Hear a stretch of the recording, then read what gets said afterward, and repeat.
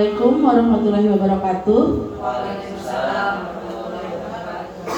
Selamat siang Bapak Ibu semua. Terima kasih atas kehadirannya pada siang hari ini, di mana kita akan melaksanakan kegiatan diseminasi yang akan dibawakan oleh calon guru penggerak dari SDN Bawah Pus 04, yaitu Ibu Winarti dan juga Bapak Agung Indrianto pada hari Rabu tanggal 25 Oktober 2023. Untuk mempersingkat acara, marilah kita berdoa bersama yang akan dipimpin oleh Bapak Ustadz Yusuf Attar. Kepada Bapak Ustadz dipersilahkan.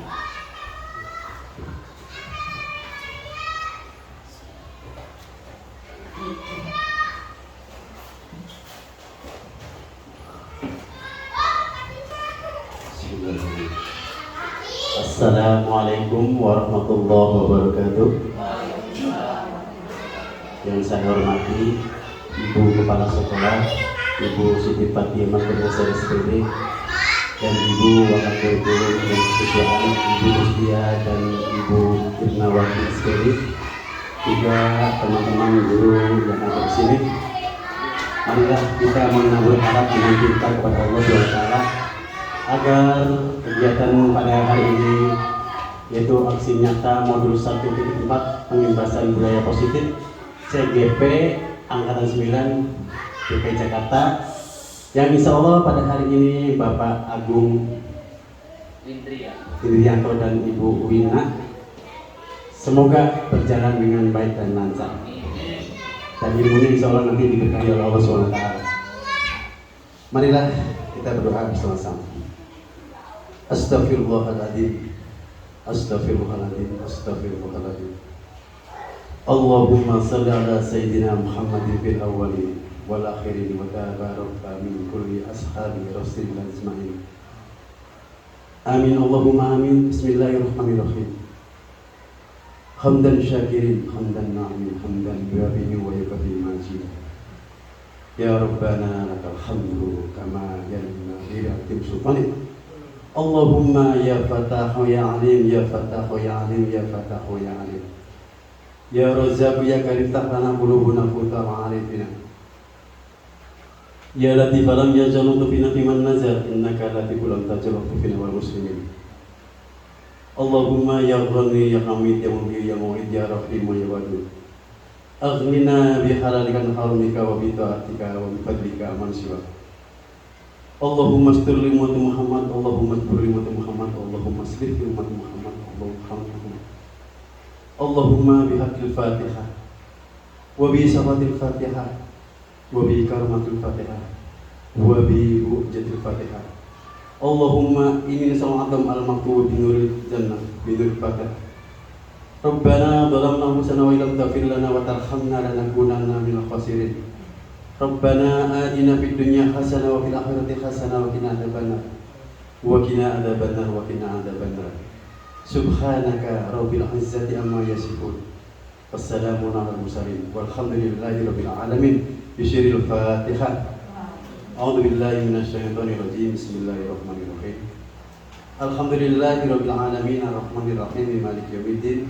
Iyyaka na'budu wa iyyaka nasta'in. Ihdinas siratal mustaqim. Shiratal ladzina an'amta 'alaihim ghairil maghdubi 'alaihim waladdallin. Rabbi fir lana wa liwalidayna amin. Terima kasih. Wassalamualaikum warahmatullahi wabarakatuh. Waalaikumsalam warahmatullahi wabarakatuh. Terima kasih kepada Bapak Ustadz Yusuf Attar yang telah memimpin berdoa kita pada siang hari ini. Kemudian kita akan melanjutkan acara, yaitu tentang pengimbasan budaya positif yang akan dipaparkan materinya oleh Narti dan juga Bapak Agung Indrianto dari CGP Angkatan 9 DKI Jakarta. Kepada Ibu Wina dan Bapak Agung dipersilakan.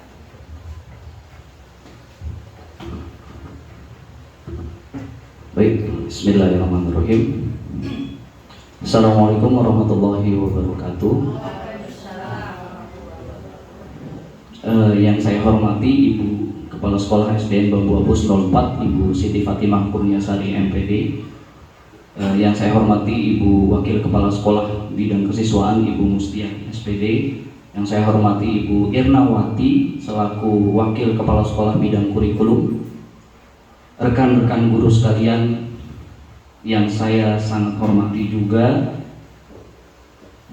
Alhamdulillahirrabbilalamin, puji syukur kita panjatkan kehadirat Allah Subhanahu wa Ta'ala karena pada hari ini kita bisa berkumpul untuk dapat bisa dibilang sharing mungkin ya, karena ini merupakan salah satu tugas kami selaku calon guru penggerak angkatan 9. Di sini saya dengan Bu Winarti ini memang sengaja untuk berkolaborasi. Yang pertama adalah karena kami berada dalam satu naungan fasilitator, kemudian sering juga nge-zoom bareng, dan setelah kami menanyakan kepada pihak fasil dan kepada pihak pengajar praktek, ternyata diperbolehkan untuk dijadikan satu. Mudah-mudahan tidak keluar dari tujuan yang ada ya, untuk mengimbaskan materi tentang budaya positif, yaitu bertepatan dengan modul 1.4 ya, seperti itu ya. Baik, terima kasih sekali lagi pada teman-teman semuanya, mudah-mudahan nanti bisa menyimak, dan mungkin ini sedikit saya gambarkan bahwa di modul 1.4 ini merupakan isinya adalah tentang budaya positif, di mana di budaya positif ini kita nanti akan menciptakan sebuah lingkungan yang positif. Nah, lingkungan positif ini nanti akan menciptakan sebuah kedisiplinan yang positif. Nah, dari situ baru nanti akan bercabang-cabang menjadi macam-macam yang nanti akan kita terapkan di sekolah. Awalnya mungkin bagi kami yang namanya budaya positif atau disiplin positif pasti kita sudah pernah melakukan, dan ini pasti sudah setiap hari kita lakukan ya, kita terapkan di kehidupan sehari-hari. Tapi ternyata setelah mengalami pendidikan ini, ternyata ada hal-hal baru yang kok iya ya, kok bisa ya ini yang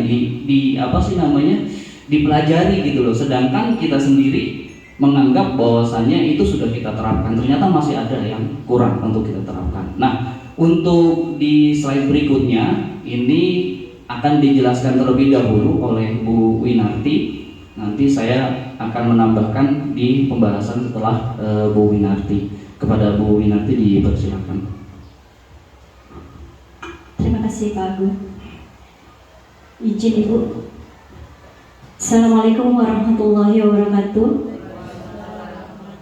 Yang terhormat Kepala Sekolah SD Bambu Apus 04 Ibu Siti Fatimah Kurniasari MPD, yang terhormat Ibu Mustia SPD sebagai Wakil Kesiswaan SDN Bambu Apus 04, yang terhormat Ibu Irnawati SPD sebagai Wakil Kurikulum SDN Bambu Apus 04, dan Bapak Ibu guru semua yang hadir dalam kegiatan hari ini. Nah, kegiatan hari ini yaitu tujuannya diskusi ini merupakan wadah bagi kami calon guru penggerak belajar dalam mengimbaskan materi dan penerapan budaya positif, yaitu modul 1.4. Next. Latar belakang yang mengusung kami untuk pengimbasan yaitu sekolah dapat menjadi tempat belajar yang aman dan nyaman bagi murid.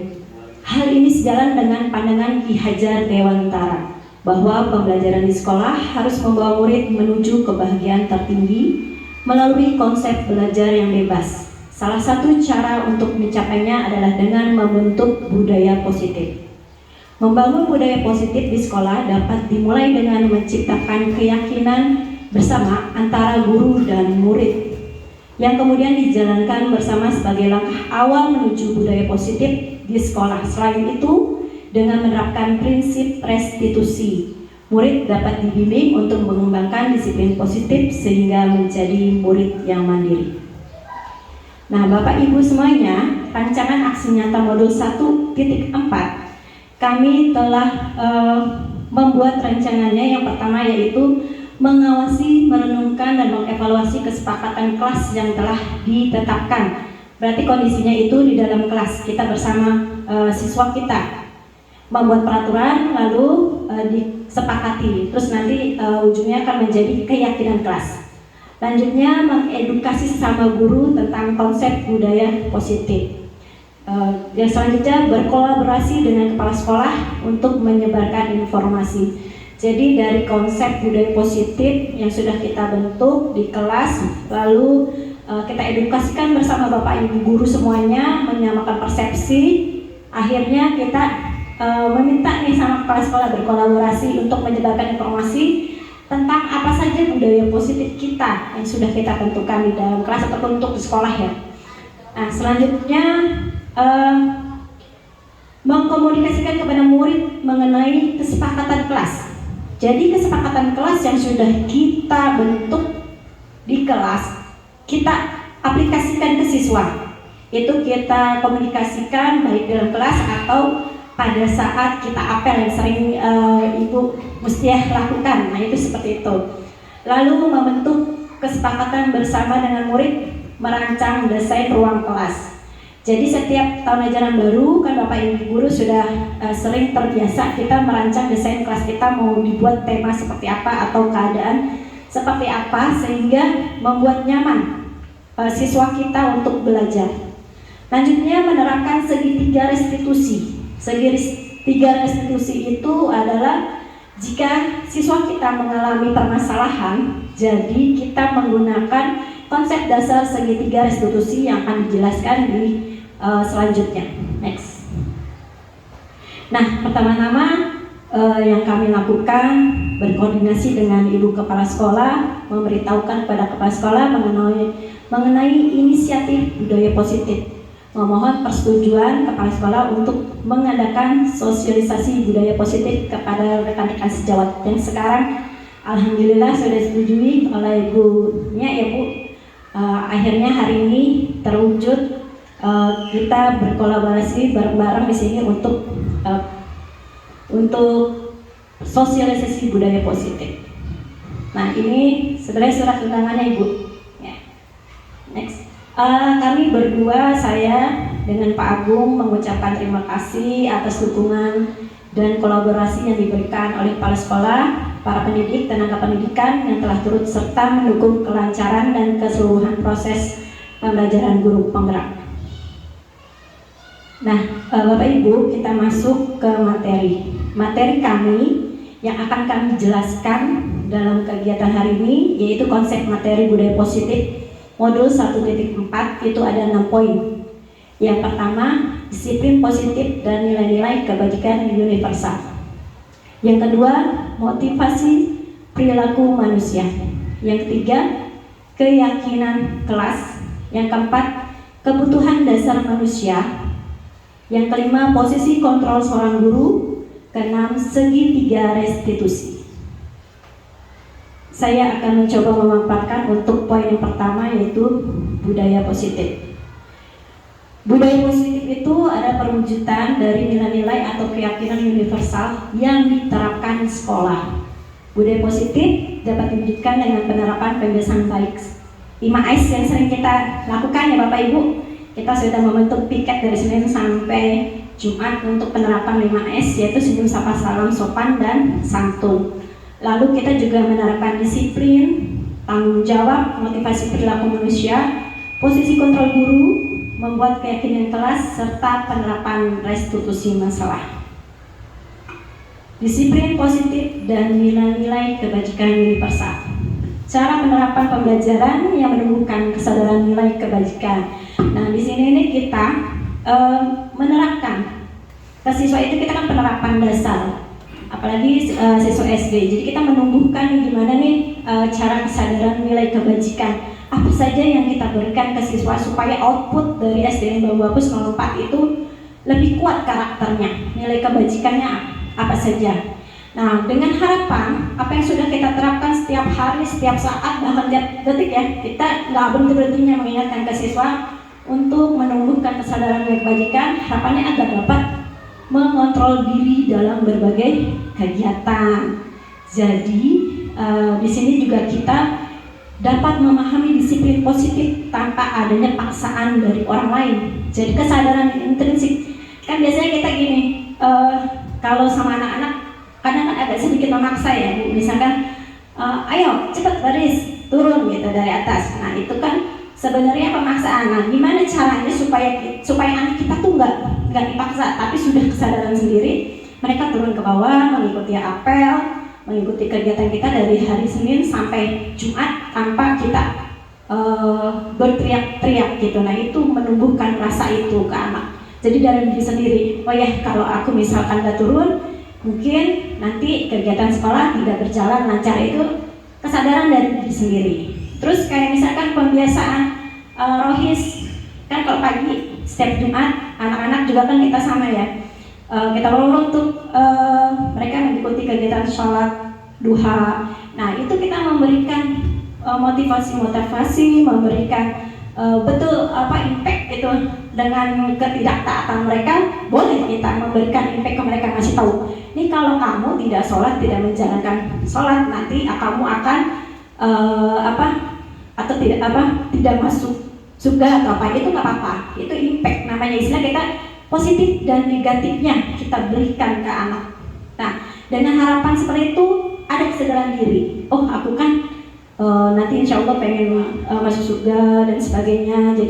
Jadi dia lebih rajin lagi dari dalam dirinya sendiri, sadar untuk ambil air wudhu, sadar dia untuk melaksanakan sholat duha secara berjamaah bareng-bareng, itu rapi, tertib, tidak ada yang ngobrol, tidak ada yang bercanda. Itu harapannya. Next, motivasi.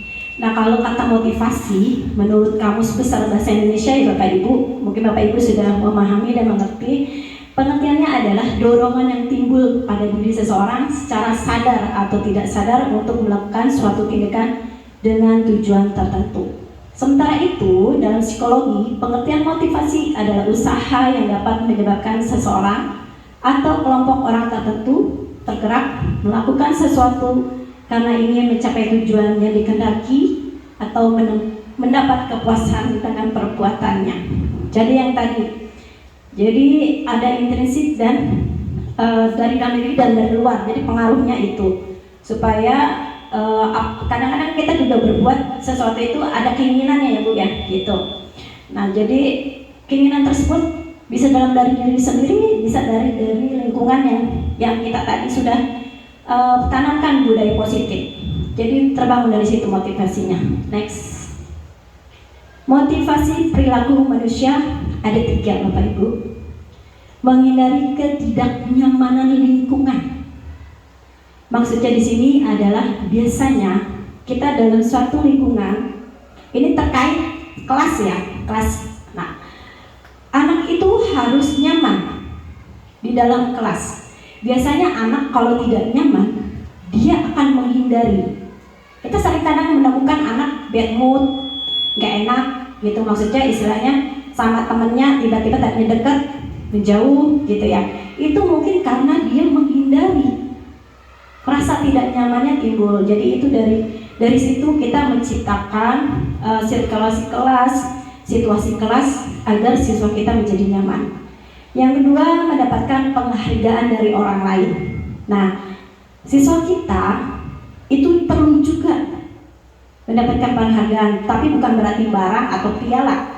Sekedar kata-kata, misalkan dia maju, terus dia betul, kita beri aplaus atau kita apresiasi, bagus nak. Dengan kata-kata seperti itu mereka juga sudah senang, dan itu termasuk dari penghargaan. Ketiga, menghargai diri sendiri dari nilai yang kita percayai. Jadi menghargai diri sendiri itu kita memiliki keyakinan sendiri. Gitu. Kita memiliki keyakinan, oh kalau kita itu masuk sekolah 6.30 ya, gitu.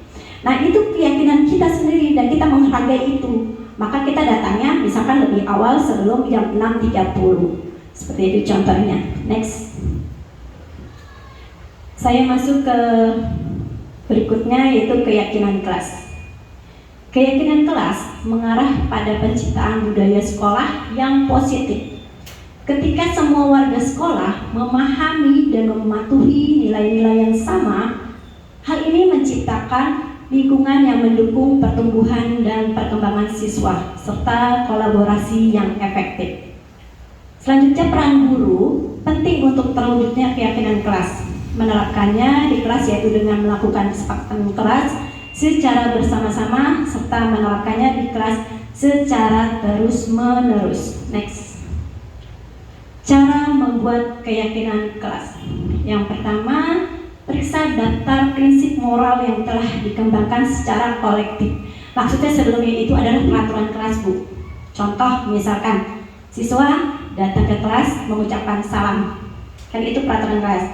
Terus tidak membuang sampah sembarangan. Nah, peraturan kelas seperti itu nanti kita buat menjadi keyakinan kelas dengan bahasa yang universal, yang singkat dan mudah dimengerti oleh anak-anak. Selanjutnya, pilih nilai-nilai moral yang ingin ditekankan. Jadi nilai-nilai moral apa yang kita ingin tekankan? Seperti visi kita. Visi kita kan sudah mengandung moral-moral yang kita ingin majukan, yang ingin kita tumbuhkan. Kayak misalkan berakhlak mulia, seperti itu. Terus cinta lingkungan bersih, unggul dalam prestasi. Nah, itu kan merupakan nilai-nilai moral yang ingin kita tanamkan. Selanjutnya, perbaiki beberapa prinsip moral utama, lalu diskusikan kembali. Nah, dari peraturan-peraturan kelas tadi yang sudah kita bentuk, kita buat menjadi keyakinan kelas dengan bahasa yang anak ibaratnya singkat, tapi anak itu mengingat, mengena, akhirnya bisa melaksanakan. Selanjutnya, setelah semua itu tahap 1, 2, 3 berjalan, lalu membuat poster atau bagikan di media sosial untuk memperkuat keyakinan kelas ya secara bersama. Jadi kita buat poster-poster keyakinan kelas kita, lalu kita share boleh ke orang tua murid sebagai pemberitahuan kerjasama kita, kolaborasi dengan orang tua murid supaya terlaksana keyakinan kelas kita. Boleh juga kita share di media yang punya kita, punya sekolah, bahwa sekolah kita ini sudah menerapkan keyakinan kelas yang berbudaya positif. Next. Selanjutnya Bapak Ibu, yaitu materi segitiga restitusi yang tadi videonya ada nggak?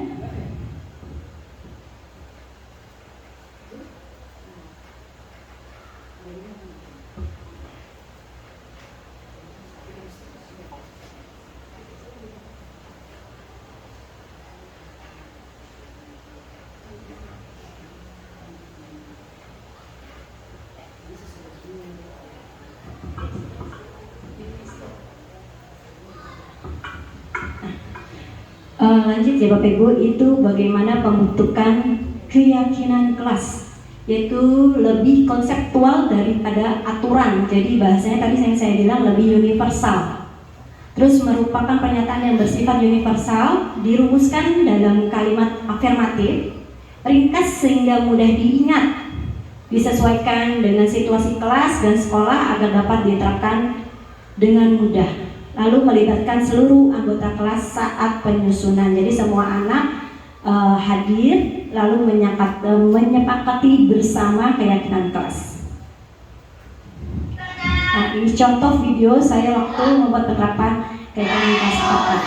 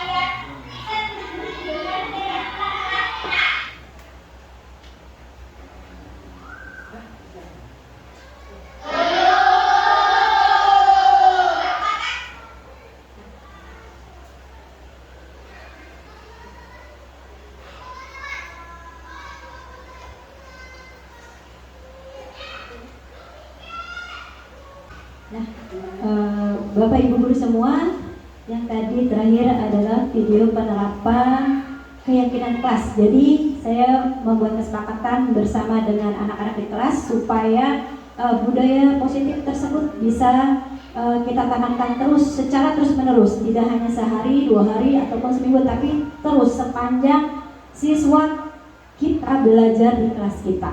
Nah, selanjutnya materi selanjutnya yaitu segitiga restitusi yang akan dijelaskan oleh Bapak Agung. Pada Bapak Agung dipersilakan.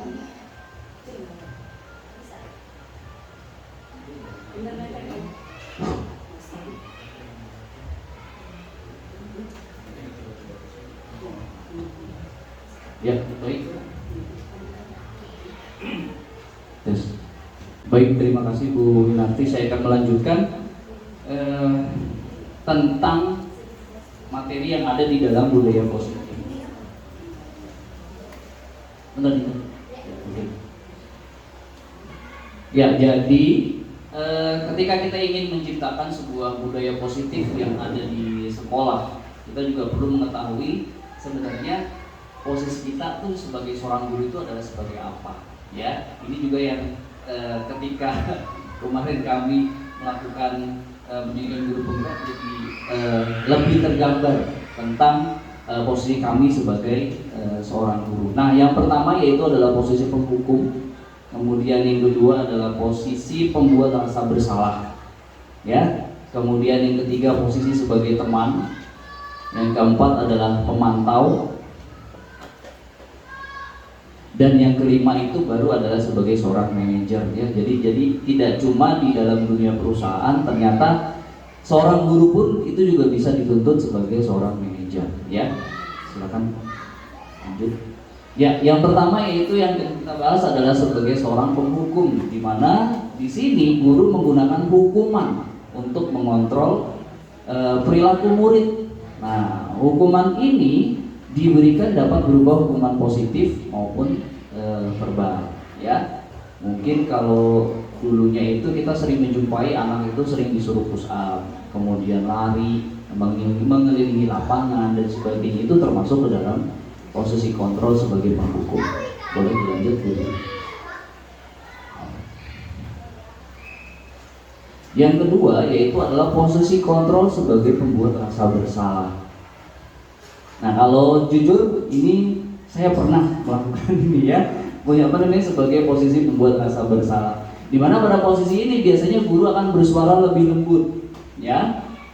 Tapi di sini pembuat rasa bersalah akan menggunakan keheningan yang membuat orang lain itu merasa tidak nyaman, kemudian bersalah atau rendah diri. Kata-kata yang keluar sih sebenarnya lembut, ya, seperti itu. Jadi kayak contohnya anak murid itu melakukan sebuah kesalahan, kita ngomong, kok kamu berani sih melakukan seperti itu, kamu nggak kasihan sama ibu kamu nggak kasihan sama guru kamu. Jadi kita membuat mereka itu jadi merasa bersalah. Nah, ya, itu adalah posisi yang kedua. Silakan. Yang berikutnya yaitu adalah posisi sebagai teman. Nah, ini dia. Jadi guru pada posisi ini tidak akan menyakiti murid, ya, namun akan tetap berupaya mengontrol murid melalui persuasi, ya.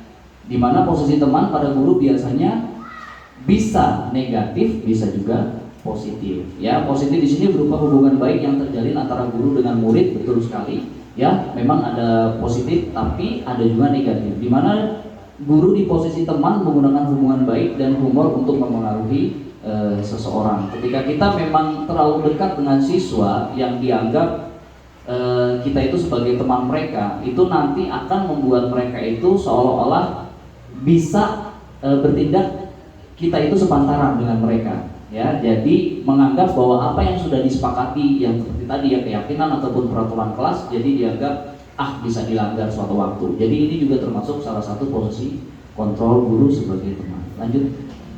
Nah, yang berikutnya yaitu adalah posisi kontrol sebagai pemantau, ya. Dimana memantau ini adalah berarti mengawasi. Pada saat kita mengawasi, kita bertanggung jawab atas perilaku orang-orang yang kita awasi. Posisi pemantau berdasarkan pada peraturan-peraturan dan konsekuensi. Nah, kalau ini pasti banyak, ya. Kalau pemantau Dengan menggunakan sanksi ataupun konsekuensi, kita dapat memisahkan hubungan pribadi kita dengan murid sebagai seorang yang menjalankan posisi pemantau. Namun akan tetap berupaya mengontrol murid melalui persuasi, ya. Dimana posisi teman pada guru biasanya bisa negatif, bisa juga positif. Ya, positif di sini berupa hubungan baik yang terjalin antara guru dengan murid, betul sekali. Ya, memang ada positif, tapi ada juga negatif. Dimana guru di posisi teman menggunakan hubungan baik dan humor untuk mempengaruhi seseorang. Ketika kita memang terlalu dekat dengan siswa yang dianggap kita itu sebagai teman mereka, itu nanti akan membuat mereka itu seolah-olah bisa bertindak kita itu sepantaran dengan mereka. Ya, jadi menganggap bahwa apa yang sudah disepakati yang seperti tadi ya, keyakinan ataupun peraturan kelas, jadi dianggap bisa dilanggar suatu waktu. Jadi ini juga termasuk salah satu posisi kontrol guru sebagai teman. Lanjut. Nah, yang berikutnya yaitu adalah posisi kontrol sebagai pemantau, ya. Dimana memantau ini adalah berarti mengawasi. Pada saat kita mengawasi, kita bertanggung jawab atas perilaku orang-orang yang kita awasi. Posisi pemantau berdasarkan pada peraturan-peraturan dan konsekuensi. Nah, kalau ini pasti banyak ya. Kalau pemantau, dengan menggunakan sanksi ataupun konsekuensi, kita dapat memisahkan hubungan pribadi kita dengan murid sebagai seorang yang menjalankan posisi pemantau. Ya, ini adalah posisi yang berikutnya. Nah, ini adalah posisi yang terakhir. Nah, ya, berdasarkan pengetahuan yang kami pelajari, posisi ini adalah posisi yang paling dan sangat dianjurkan dalam kita sebagai pendidik atau sebagai guru, yaitu adalah sebagai seorang manajer, di mana guru itu berbuat sesuatu kepada murid, mempersilahkan murid untuk mempertanggungjawabkan dan mendukung murid mencari solusi. Jadi intinya adalah bahwa seorang manajer itu bisa juga berperilaku sebagai seorang teman, bisa juga berperilaku sebagai seorang yang menumbuhkan kepada mereka, dan mereka mencari tahu sendiri sebenarnya kesalahan mereka itu di mana. Dan kita juga yang meminta mereka, bukan meminta sih ya, menyadarkan mereka untuk mencari solusi dari permasalahan yang mereka buat. Nah, itu adalah posisi sebagai seorang manajer. Nah, itu tadi 5 posisi kontrol ya sebagai seorang guru. Yang berikutnya, ketika kita ingin menciptakan sebuah budaya positif, kita juga harus mengetahui sebenarnya ada kebutuhan dasar manusia, ya, di mana ketika 5 kebutuhan ini dipenuhi, itu akan menciptakan dunia yang berkualitas. Ya, yang pertama yaitu adalah, ini sudah pasti, kebutuhan bertahan hidup. Ini merupakan basically atau secara mendasar yang dimiliki oleh setiap orang, setiap insan manusia di muka bumi ini, yaitu adalah untuk bertahan hidup. Kemudian yang berikutnya adalah kebutuhan untuk diterima. Ya, diterima di sini maksudnya adalah kita pasti masing-masing sama-sama ingin merasa bahwasanya dimanapun kita berada kita diterima, baik segala kekurangan ataupun kelebihan yang kita miliki, kita merasa ingin kita diterima. Ya. Kemudian yang berikutnya adalah kebutuhan pengakuan atas kemampuan, di mana kita juga tahu bahwa murid itu juga sebagian besar pasti ingin apa yang mereka miliki, kemampuan apa yang mereka memiliki, kompetensi apa yang mereka miliki itu juga diakui oleh kita dan kelas bahkan sekolah.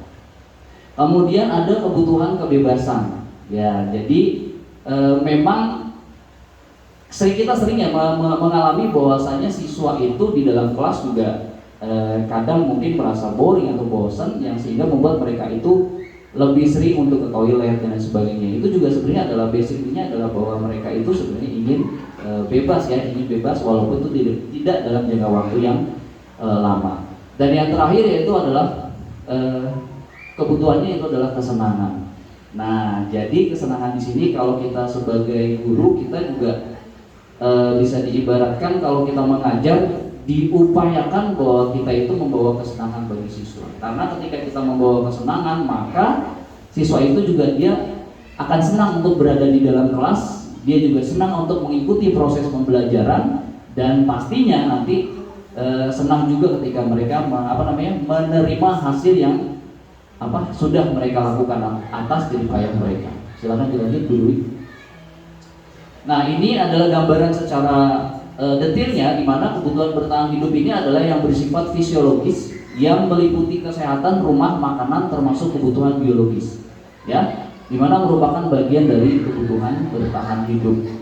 Kemudian yang berikutnya adalah kebutuhan untuk diterima, dimana kebutuhan ini untuk disayangi dan diterima, ya, meliputi kebutuhan untuk hubungan koneksi sosial, kebutuhan untuk memberi dan menerima kasih sayang, dan kebutuhan untuk merasa menjadi bagian dari suatu kelompok, ya.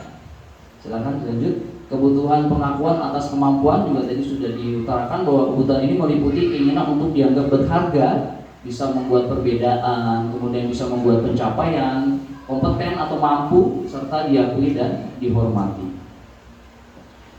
Untuk kebebasan sendiri di situ adalah kebutuhan untuk bebas yang meliputi kemandirian, ya, otonomi, pilihan, dan mampu mengendalikan arah hidup seseorang. Jadi ini adalah makna dari kebebasan itu sendiri.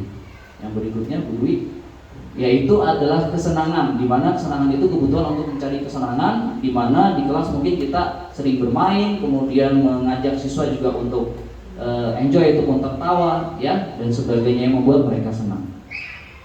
Nah, materi terakhir ya, ini adalah materi yang akan kita sampaikan di sini, yaitu tentang segitiga restitusi, ya. Jadi segitiga restitusi tadi sudah saya utarakan bahwa dia segitiga restitusi ini adalah proses menciptakan kondisi bagi peserta didik untuk memperbaiki kesalahan mereka, sehingga mereka bisa kembali pada kelompok mereka dengan karakter yang lebih kuat. Jadi kita ketika ada sebuah permasalahan, kita tidak langsung menghukum atau mengeluarkan konsekuensi kepada mereka. Kita mengajak mereka untuk diskusi dulu, ya.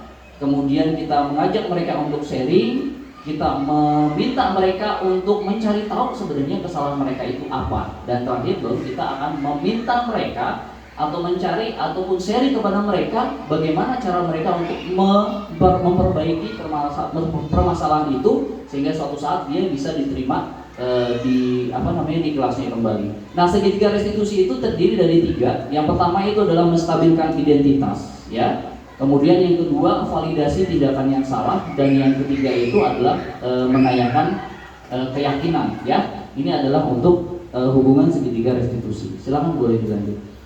Nah, arti segitiga restitusi itu sendiri adalah sebuah konsep yang berkaitan dengan pemulihan atau pengembalian keseimbangan setelah terjadi suatu konflik atau pelanggaran.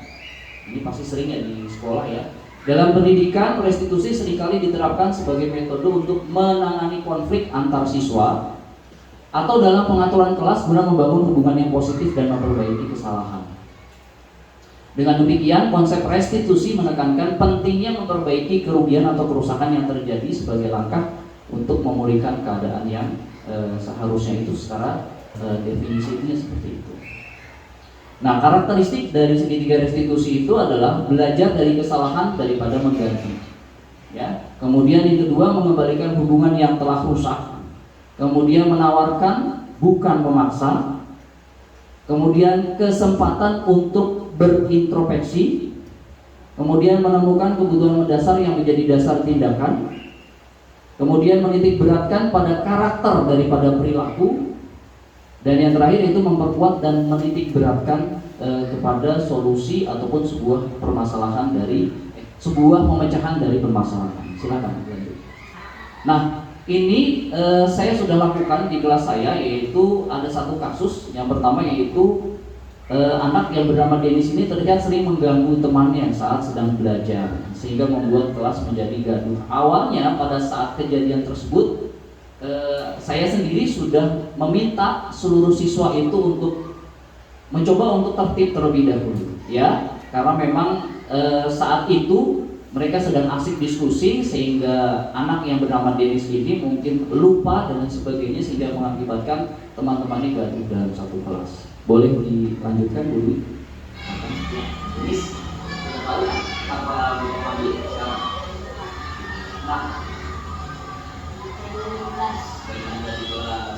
kamu tahu bahwa misalnya kelas itu sudah melanggar atau tidak peraturan atau keyakinan kelas yang sudah dilaksanakan? Apa itu?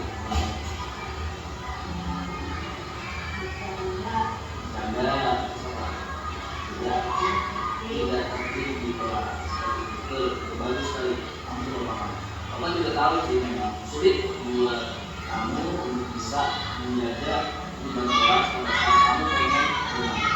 gitu kan? Satu sisi kamu pengen rumah.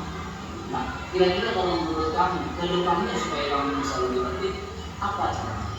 Tidak bicara lagi, terus etik, dan menghormati guru yang berbicara. Iya, gitu. Menghormati guru yang sedang berbicara. Bisa kamu lakukan itu? Baik, kalau begitu kita sepakati dengan kelas yang sudah disepakati dengan kamu, dan kita akan lihat seperti apa perkembangannya. Bisa? Sudah, kalau begitu kamu boleh masuk kelas. Terima kasih kamu sudah ya. Iya, sip. Nah, terima kasih.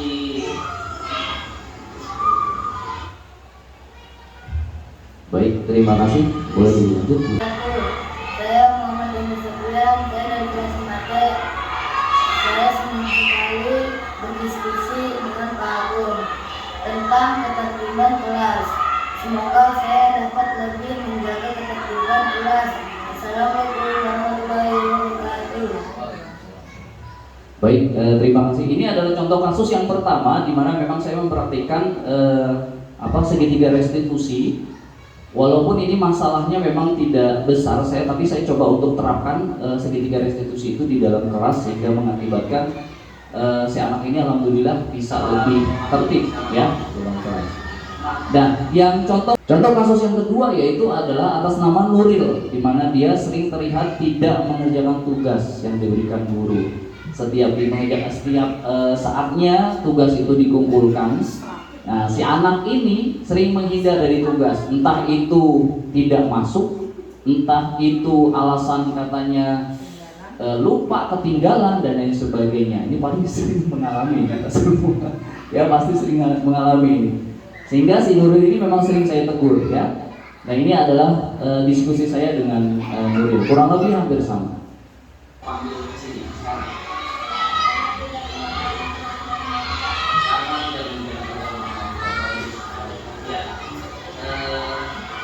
Menurut kamu, ketika kamu tidak mengerjakan tugas dari apa yang sudah kamu langgar? Peraturan dari dengan kelas yang sudah dilaksanakan.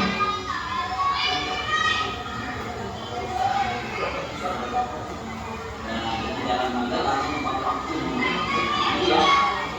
Kita juga harus memang kamu ketika di rumah tidak boleh tidak boleh mendengarkan mungkin kamu berjalan dan di rumah.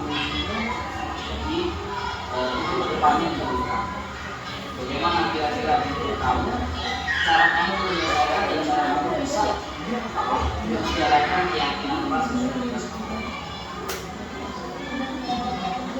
Terus disebutnya dengan beberapa baik Bapak Ibu apa yang sudah kamu lakukan seperti itu ke depan depannya kamu bisa menjalankan tugas bisa baik dari ibu jangan dari kelas lanjutkan ke sini itu ya. Baik, terima kasih. Ya, baik, terima kasih. Ya, saya beri gambaran sebentar untuk kasus Nuril ini. Memang setelah saya lakukan dengan proses segitiga restitusi tersebut, memang ada sedikit perubahan. Ya, walaupun tidak banyak tapi memang sedikit perubahan. Ternyata memang setelah saya tanyakan kepada Nuril itu sendiri, kepada teman-temannya dan lain sebagainya, memang di rumah ternyata pada saat dia sudah sampai rumah itu tidak ada yang mengawasi. Nah, jadi ini kembali lagi ke kebutuhan dasar dari manusia tadi. Ternyata memang saling berkait ya. Jadi si anak ini ternyata di rumah itu tidak ada yang mengawasi dan memonitor. Dia hanya ingin mengerjakan PR saat dia itu didampingi. Seperti itu ya. Jadi itu yang menjadi permasalahan ketika kita mungkin di sini sudah cukup tegas dengan anak tersebut, tapi ketika dia di rumah lost sehingga membuat anak itu menganggap bahwa tidak ada yang mengawasi, tidak ada yang bisa membuat mereka itu mereka itu ingat bahwasanya mereka itu punya tanggung jawab. Nah, dari yang kami pelajari juga bahwasanya memang untuk segitiga restitusi itu tidak juga bisa diterapkan di seluruh kasus. Ya, artinya pada saat permasalahan itu sudah merupakan permasalahan yang besar, maka hal tersebut tidak bisa diselesaikan melalui segitiga restitusi hanya 1 orang, 2 orang guru. Itu bisa melibatkan seluruh warga sekolah, bisa melibatkan penentu kebijakan yaitu kepala sekolah ataupun wakil kepala sekolah, sehingga bisa memberikan tindak lanjut bagi pelanggaran ataupun permasalahan yang besar tadi, ya. Jadi itu yang mungkin bisa saya sampaikan dan Bu Winati sampaikan. Sebelum saya tutup, Bu Winati mau ada yang disampaikan? Sudah ya, cukup ya. Baik, itu yang bisa saya sampaikan. Mungkin nanti akan saya kembalikan ke MC untuk sesi berikutnya. Terima kasih. Wassalamualaikum warahmatullahi wabarakatuh.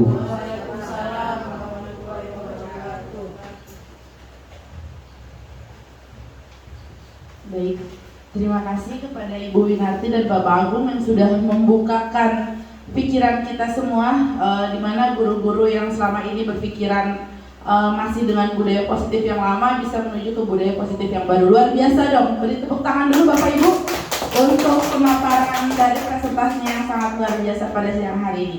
Baiklah, kita akan menuju ke sesi berikutnya, di mana di sini kita akan ada sesi tanya jawab.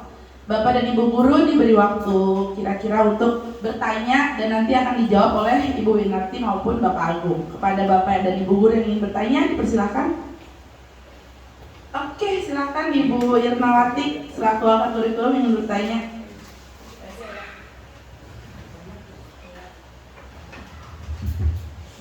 Assalamualaikum warahmatullahi wabarakatuh.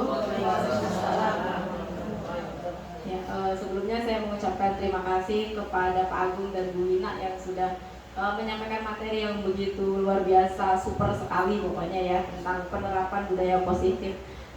Yang mau saya, sebenarnya bukan saya tanyakan ya, saya konfirmasi, sebenarnya keyakinan kelas dengan peraturan kelas itu beda atau sama gitu. Karena selama ini yang saya diskusikan dengan anak-anak itu, ayo kita buat peraturan kelas gitu. Nah misalnya satu, tidak membawa HP ke sekolah kecuali memang diminta untuk pembelajaran. Dua, tidak memanggil nama teman dengan julukan yang tidak baik atau tidak bagus. Nah, untuk menjadi keyakinan kelas, apakah kalimat-kalimat tadi itu kita sederhanakan atau kita ubah jadi kalimat yang lebih singkat atau lebih universal gitu, atau ada cara yang lain dari peraturan kelas itu diubah menjadi keyakinan kelas?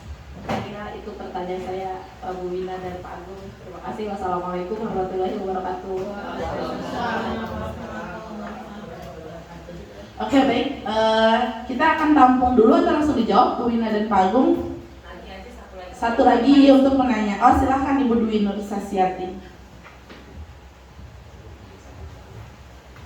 Oke, baik, terima kasih atas kesempatan yang diberikan. Di sini tadi paparan dari Bu Wina sama Pak Agung sudah bagus sekali. Terkait tadi ada slide yang menampilkan video pembuatan keyakinan kelasnya. Di situ Bu Wina tadi menampilkan videonya itu ketika membuat keyakinan kelas, memang betul itu harus kesepakatan antara guru bersama dengan murid. Tetapi tadi saya lihat di video itu Bu Wina itu mengajukan siapa yang mau anak-anak maju untuk menuliskan. Kalau menurut saya pribadi, keyakinan kelas itu jadi semua anak dari satu kelas, misalkan ada 32 siswa, jadi dia itu mempunyai suara, disuruh menuliskan misalkan di stick note, nah kemudian ditempel di papan tulis. Nah nanti setelah semuanya sudah terkumpul, jadi pokoknya intinya gini, setiap anak itu mempunyai suaranya masing-masing. Jadi bukan kita tunjuk siapa yang mau. Kalau siapa yang mau, cenderung kalau anaknya yang misalkan memang dia dasarnya pemalu, dia nggak akan mau maju. Tapi ketika dia disuruhkan menuliskan, pasti dia akan mempunyai ini, ingin membuat kesepakatan seperti apa. Nah ketika sudah dia menuliskan, kemudian ditempel di depan, nah nanti guru bersama siswa juga itu akan mengelompokkan bagian mana yang misalkan kalimatnya sebenarnya intinya sama, kita kelompokkan. Nah di situ nanti jadi akan terbentuk ada berapa kesepakatan kelas. Nah mungkin dengan di akhirnya nanti endingnya itu gurunya itu akan membuat misalkan dengan kalimat-kalimat yang positif. Jadi kita luruskan. Jadi misalkan ada anak yang tidak boleh lari-larian Bu, gitu kan. Nah nanti gurunya di situ ini dikumpulkan. Setelah dikumpulkan, bagaimana kalau kalimat tidak ini kita ganti. Jadi tetap jadi guru sama murid. Ya menurut saya seperti itu. Sebenarnya yang sudah bagus semua, tapi hanya kalau menurut saya yang kurang pas tadi yang itu saja Bu Wina. Sekian, terima kasih. Baik, terima kasih kepada Bu Dwi. Berarti untuk Ibu Dwi ini memberikan ini ya Bu Dwi ya, saran dan masukan kepada Bu Wina dan Pak Agung bahwasanya di mana dalam pembuatan video keyakinan kelas tadi itu memang sudah sangat baik yang dilakukan oleh Bu Wina di kelas 4A, tetapi alangkah lebih baiknya apabila semua siswa didengarkan atau diminta suaranya satu persatu lalu dikelompokkan menjadi misalkan 10 keyakinan kelas yang ada di kelas. Seperti itu ya Bu Ina dan Pak Agung. Berarti untuk kita lanjutkan menjawab pertanyaan yang pertama dari Bu Irna. Keyakinan kelas dan peraturan kelas itu sama atau tidak? Baik, silakan kepada Bu Ina atau Pak Agung yang ingin menjawab pertanyaan dari Bu Irnawati. Izin Ibu, saya mau menjawab pertanyaannya ke Bu Irna. Apa bedanya peraturan kelas dengan keyakinan kelas? Sebenarnya tadi sudah sedikit dijelaskan sama Bu Dwi, ya. Nah, itu peraturan kelas itu biasanya yang bersifat umum. Maksudnya dalam inti anak-anak itu yang kita ketahui misalkan tidak boleh ribut dalam kelas. Nah, dalam contoh seperti itu, lalu bahasanya kita permudah supaya diingat sama anak-anak. Misalkan menjadi tertib di dalam kelas di saat belajar. Jadi bahasa yang sudah kita temukan, yang sudah kita jadikan peraturan kelas tersebut, yaitu kita buat lagi supaya dengan bahasa yang universal, anak-anak juga paham, juga ingat, juga melaksanakan apa yang sudah kita sepakati atau keyakinan kelas tadi. Nah, untuk video tadi, jujur aja itu adalah 30 menit sebenarnya. Tapi saya potong-potong karena tidak bisa dia masuk ke dalam video kapal tersebut. Jadi saya potong, saya cut menjadi ibaratnya saya tidak bisa menceritakan secara detail seperti apa kondisi di dalam kelas. Jadi saat itu adalah saya memberikan begini loh keyakinan kelas kami, cara kelas saya kelas 4A untuk memberikan kesepakatan bersama tentang keyakinan kelas. Betul sekali, memang untuk keyakinan kelas itu semuanya 1 sampai misalnya siswa kita 32, betul sekali ya. Nah, itu kalau untuk kebutuhan kita di kelas boleh kita praktekkan, anak-anak satu persatu boleh maju atau memberikan yang mereka ingin jadikan peraturan kelas. Tadi sudah betul masukannya Bu Dwi, terima kasih sudah mengingatkan saya dan Pak Agung untuk nanti lebih baik lagi untuk mempraktekkan tentang kesepakatan keyakinan kelas seperti itu. Pak Agung menambah. Baik, terima kasih.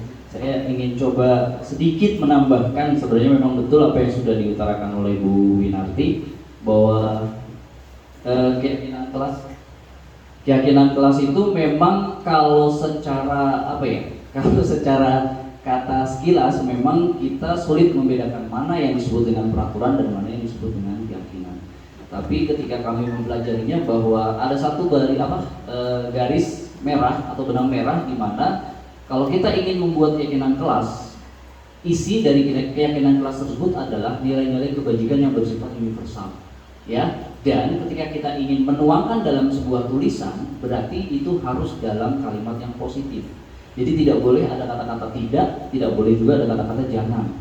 Ya, jadi betul kata Bu Ina tadi, tertib dalam kelas. Jadi kita tidak boleh bilang jangan ribut di dalam kelas, itu tidak boleh. Ya, karena itu akan mengakibatkan adanya sebuah, mungkin bisa dibilang sebuah sugesti, sehingga akan timbul adalah yang negatif. Jadi itu ya Bu Irna ya.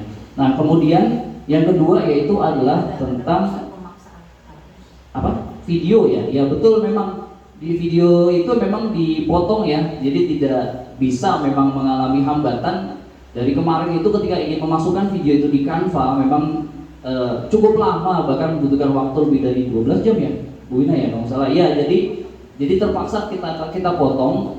Intinya adalah bahwasanya di situ anak-anak mencoba untuk kita pancing atau memberikan feedback atau umpan balik supaya mereka tahu apa sih sebenarnya perbedaan antara keyakinan dengan peraturan, seperti itu. Jadi intinya di situ dulu. Nah nantinya memang di video tersebut itu nanti akan ada sebuah langkah yang memang dilakukan. Yang namanya itu menulis di sticky note setelah sudah dilakukan umpan balik, semuanya diminta untuk membuat menuliskan keyakinan keras tersebut di sticky note kemudian ditempel. Jadi itu yang memang sebenarnya terjadi, dan itu memang terima kasih Bu Dwi sudah memberikan masukan yang cukup baik dan sangat baik kalau menurut kami, bahkan sehingga bisa menambah pengetahuan kami juga. Terima kasih, itu yang bisa saya tambahkan. Saya kembalikan kepada MC. Terima kasih kepada Bu Winarti dan Pak Agung yang sudah memberikan tanggapan dan jawabannya yang luar biasa. Jadi intinya dari pertanyaan Bu Irna tadi, peraturan kelas dan keyakinan kelas itu, jika peraturan kelas itu bersifat umum atau masih dalam konteks yang global ya Bu Irna, nah dibentuk ke dalam kata-kata yang positif atau bernilai dengan kebajikan, di mana kata-katanya itu bahasanya dipermudah sehingga anak-anak lebih mudah mencerna, memahami dan menerapkannya di dalam kelas. Seperti itu. Bagaimana dengan jawabannya Bu Irna? Apakah masih ada yang mengganjal atau yang ditanyakan lagi? Sudah cukup? Apakah masih ada kesempatan untuk yang lain untuk bertanya? Saya kembali kepada para CGP-nya, Bu Wina dan Pak Agung, atau sudah cukup sampai di sini? Ataukah masih ada yang bertanya? Boleh dipersilakan. Satu lagi kali ya? Oh ya, silakan Bu Tia. Bismillahirrahmanirrahim. Assalamualaikum warahmatullahi wabarakatuh. Setelah melihat video proses pembuatan kesepakatan atau keyakinan kelas, itu tadi saya tidak melihat di awalnya itu didahului tujuannya itu apa, gitu ya. Di situ tidak terlihat kan. Kan tentu tidak ujuk-ujuk karena kita buat kesepakatan kelas, gitu ya. Harus ada tujuannya untuk apa sih? Gitu. Mungkin itu saran yang pertama.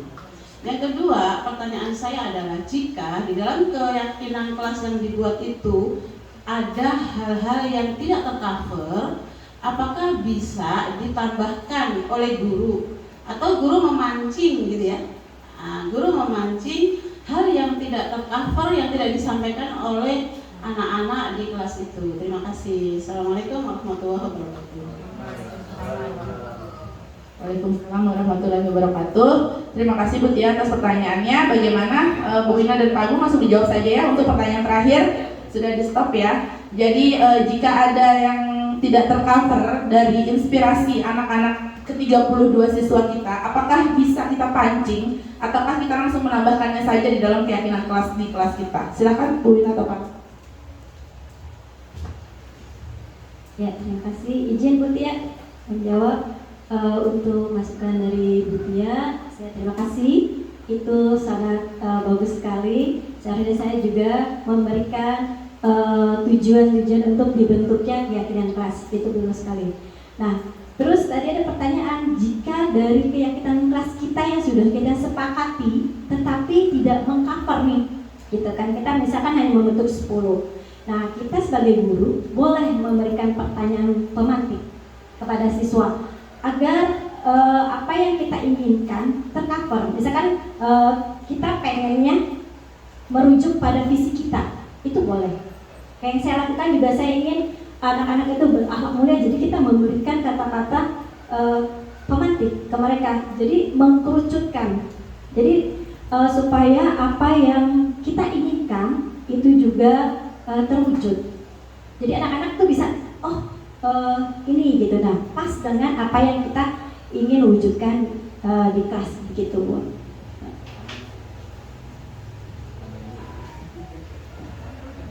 Maaf, saya izin sedikit menambahkan Ibu. Ya betul sekali ya, memang dikatakan oleh Bu Wina. Saya langsung menjawab saja pertanyaannya dan mungkin masukan juga. Terima kasih Bu Tia, bagus sekali masukannya. Nah, untuk masalah yang kedua, yaitu yang berkaitan dengan apakah suatu waktu kita bisa memberikan pancingan atau memberikan tambahan ketika kita sudah membuat keyakinan kelas, ya. Nah, mungkin perlu ini dulu, tadi mungkin belum diutarakan lebih di awalnya ya, harusnya itu yang namanya keyakinan kelas itu tidak diberikan di pertengahan pembelajaran. harusnya memang sama dengan peraturan kelas. Ya, keyakinan kelas itu diberikan di awal pembelajaran. Jadi itu yang kita sepakati. Nah, ketika di perjalanan atau di proses pembelajaran sampai 1 tahun itu menemukan ada kasus yang memang kita harus menambahkan keyakinan kelas tersebut, berarti kita harus membuat kesepakatan baru. Nah, jadi intinya bahwa yang namanya kesepakatan berupa keyakinan kelas itu tidak stuck atau tidak statis. Itu bisa saja berubah tergantung dari kebutuhan dan bisa dibilang kebutuhan dan kepentingan yang ingin kita tuju dan kita cita-citakan. Intinya kita pasti satu, yaitu untuk menuju visi dari sekolah kita, atau bisa juga visi buat visi, mewujudkan siswa yang sesuai dengan profil pelajar Pancasila.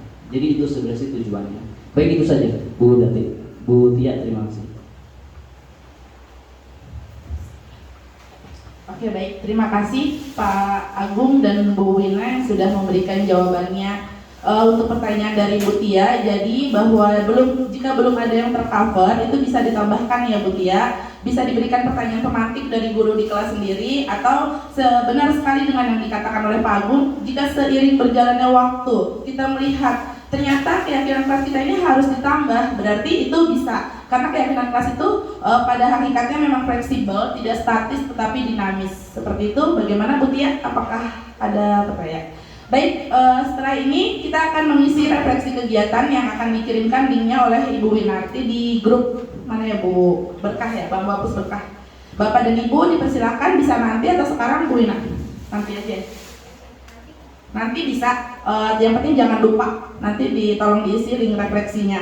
Baiklah, kita akan menuju ke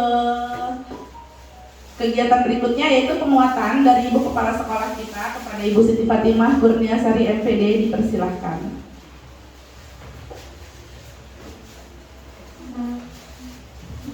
Ya, terima kasih.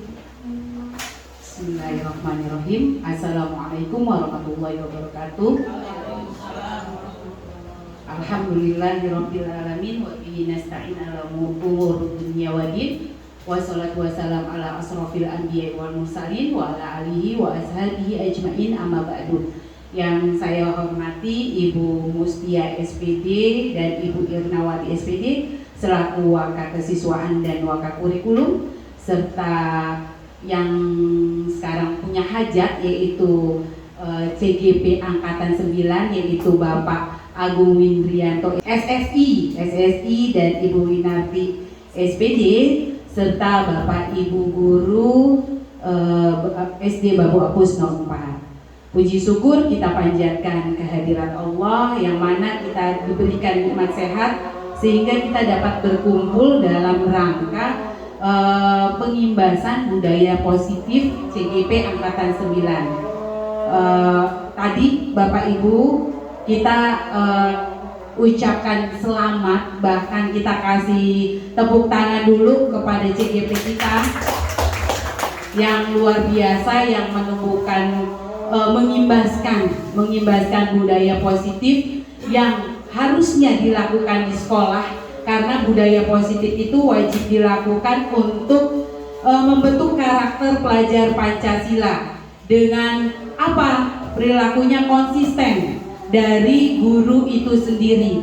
Ketika memang budaya positif ini dilakukan dengan konsisten, maka kita akan, tadi visi misi sekolah kita akan terwujud. Harapan saya yang tadi dari awal dipaparkan oleh Pak Agung dan Bu Wina, dari langkah-langkah yang perlu dilakukan untuk budaya positif. Yang pertama, guru itu mempunyai tanggung jawab atau mempunyai tugas sebagai manajerial di kelasnya.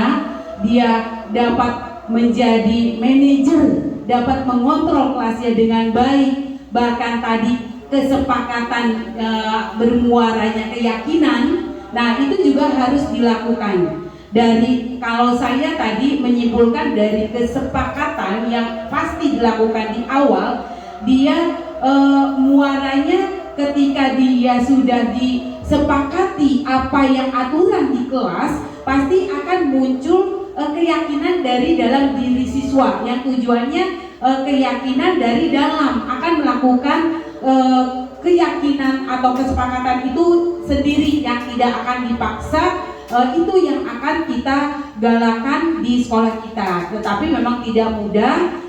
Harapan saya di sini CGP-nya banyak, yuk monggo diimbaskan. Selain tadi menerapkan manajer, keyakinan, budaya positif, yang budaya positif tadi di awal 5S, saya minta di sini coba ditambahkan idenya dari CGP, apakah menjadi 7S atau ketika nanti keyakinannya itu apa? Coba saya pengen inovasi, gitu kan ya, kan belajar ya. Inovasinya itu apa sih? Inovasi dari CGP Bangku Apus ini, buat inovasi ini kan itu nanti jadi booming atau tren yang akan dipakai jadi bermanfaat. Nah, yang perlu lagi budaya positif adalah menghindari kata-kata perundungan. Nah, yang sedang kita galakan, kita nyambung dari kepala dinas kita, kepala bidang kita, kepala seksi kita, bahkan sampai pengawas. Hindari kata-kata perundungan bagi murid. Ketika di dalam kelas, tadi contohnya sudah baik sekali. Kita sebagai guru ini ditiru dari penampilan, dari perkataan. Ayo kita sama-sama contohkan bahwa kita juga sebagai guru dapat ditiru dengan baik dari kata-katanya, dari perbuatan. Nah, yang terakhir, budaya positif ini perlu kita lakukan kolaborasi antara kepala sekolah, guru, bahkan tadi disinggung oleh Pak Agung, orang tua murid. Karena tanpa kolaborasi orang tua murid, contohnya tadi disimpulkan ada anak, kenapa dia tidak mengerjakan tugas, karena apa? Ibu bapaknya nggak perhatian, kan sulit kan? Sedangkan kita sudah maksimal di sekolah, kita lakukan, tetapi di rumahnya tidak. Nah, itu bagaimana Pak Agung bisa apa tuh berarti kalau itu namanya memecahkan sampai ke orang tua juga, gitu kan? Nah, itu intinya adalah budaya positif ini diperlukan kolaborasi bersama-sama, tidak hanya dari kepala sekolah, guru, dan orang tua. Yuk kita ciptakan bersama untuk mewujudkan visi-visi sekolah kita yang benar-benar kita hadapi, gitu ya. Jadi harapan saya besar, tidak di awal dari Bu Dwi, lanjut hari ini Pak Agung dan Bu Ina, besok Bu Dati dan Bu Mai. Budaya positif itu mulai kita terapkan dan kita benar-benar laksanakan. Itu dari saya. Mudah-mudahan kegiatan ini juga bermanfaat dan berjalan lancar. Kurang lebihnya mohon maaf. Wabillahi taufiq wal hidayah. Wassalamualaikum warahmatullahi wabarakatuh. Waalaikumsalam warahmatullahi wabarakatuh. Terima kasih kepada Ibu Siti Fatimah Kurniasari MPD selaku kepala sekolah kita. Ada PR buat kita ya Bapak Ibu CGP, bahwa kita harus menciptakan lebih dari 5S, 7S, atau kalau bisa 10S ya. Nanti kita buat gebrakan baru di mana Bangku Apus 04 akan menciptakan pembudayaan positif 10S. Hidup CGP. Bahkan harus dilakukan, jangan hanya diciptakan. Siap, insya Allah Ibu. Luar biasa tadi penguatan dari Ibu kepala sekolah kita. Berikan tepuk tangan yang luar biasa dulu Bapak Ibu ya. Jadi izinkan saya untuk menyimpulkan kegiatan pada siang hari ini, di mana untuk dapat menciptakan budaya positif di sekolah, guru harus menyepakati keyakinan kelas bersama dengan peserta didiknya di dalam kelas terlebih dahulu. Di mana untuk menumbuhkan motivasi intrinsik siswa, kita harus mengetahui kebutuhan-kebutuhan dasar manusia atau siswa kita sendiri, agar kita sebagai seorang guru dapat memposisikan posisi kontrol kita, dan yang mana idealnya posisi kontrol seorang guru adalah dengan menerapkan segitiga restitusi, atau dengan pembiasaan-pembiasaan dan budaya-budaya positif yang baik, di mana kita harus berkolaborasi. Kita tidak bisa berjalan sendiri tanpa adanya kolaborasi dengan seluruh warga di sekolah kita. Akhir kata, wabillahi taufiq wal hidayah. Mohon maaf atas segala kekurangannya. Wassalamualaikum warahmatullahi wabarakatuh. Mari bersama-sama kita ucapkan alhamdulillahirabbil alamin.